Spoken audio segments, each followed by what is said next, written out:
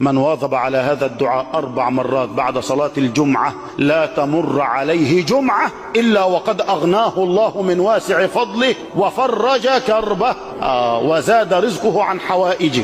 يعني تصرف ويفيض منك وربنا يبارك لك في أهلك ومالك وبيتك وعيالك.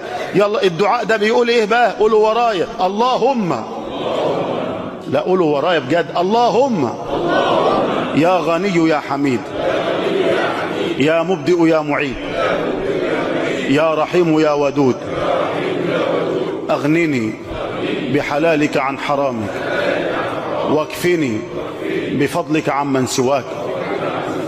المرة الثانية اللهم يا غني يا حميد يا مبدئ يا معيد يا رحيم يا ودود اكفني بحلالك عن حرامك وأغنني بفضلك عن